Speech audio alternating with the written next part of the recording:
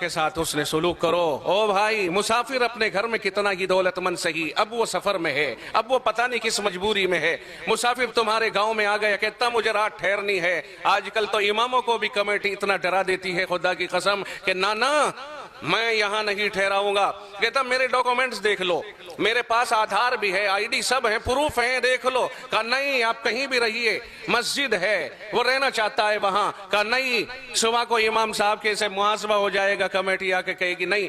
Board लगा दिए, यहाँ मुसाफिरों का ठहरना ममनू है। जो रब कहता है मुसाफिरों के साथ भला सुलूक करो, हमारे यहाँ तो मस्जिदों के अंदर की बदसलूकियां होने लग गई, औरों से तो क्या लेंगे। और चू कुफ्र अज का बरखेजद कुजा मानद मुसलमानी, जब काबतुल्लाह में ही कुफ्र होने लगे फिर इस्लाम कहां तलाश करोगे। जब मस्जिदों में जहां शांति की, अमन अमान की जगह है, वहीं मुसाफिर को कयाम की इजाजत न मिले और मुसलमानों के यहाँ कयाम की इजाजत न मिले, तो फिर ईमानदारी कहां और अमन कहां है। हम लोग इसको खूब जानते हैं। और जो लोग मुसाफिर बहालत सफर, खास तौर से मदरसों के चंदा करने वाले होते हैं, उनके सामने बड़ी मुश्किलात आती हैं।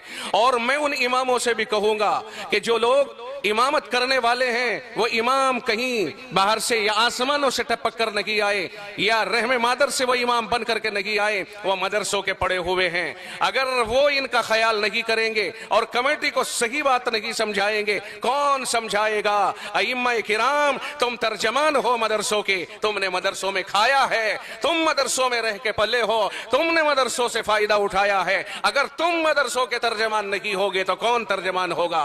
मदरसे वाले जाके कह दे मजबूर होकर के, साहब मेरा जरा तायद कर देना, बड़े मदरसे से आया हूं। ना ना इमाम इजाजत नहीं, कमेटी की तरफ से इजाजत नहीं। ओ मेरे भाई, क्या कर रहे हो। अगर इमाम कहता इजाजत नहीं, तो इसका मतलब यह हुआ कि तू ये साबित कर कहां से पढ़ के आया है, तेरे पास इल्म कहां से आया है, मुसल्ला तेरे पास कहां से आया है, तू इमाम कैसे बन गया। मैं कहता हूं 11 महीने मुक्तदियों का जहन बनाने की इमाम को कोशिश करनी चाहिए, और वो तय करे और कहे, और लोगों को इतना, आने वाले मुसाफिरीन का इतना शौकीन बना दे कि इंतजार करें और ये कहें मुसाफिर आज कहां है, कहां है सफीर, कहां है मदरसों वाले।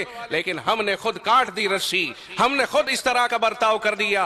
बाज रोता हुआ मस्जिद के गेट से निकलता है। खुदा की कसम, इसके ऊपर नजरसानी करनी चाहिए। इमामों से मैं कहता हूं दस्त बस्ता कि आप हजरात को नजरसानी करनी चाहिए अपने मौकिफ के ऊपर। अगर इमाम फिर भी अपने सख्त दिली का मुजाहरा करता है और उसकी समझ में नहीं आती है, फिर मैं खुल करके कहता हूं वो मस्जिद के मुसल्ले पर इमामत करने का हकदार नहीं है। ऐसे आदमी को वो मदरसों का दुश्मन या ऐसे लोगों का दुश्मन करार दिया जाना चाहिए। मैं बहुत खुल करके कहने का आदी हूं और ये बात मैं बहुत खुल करके कह रहा हूं। खुदा वंदाल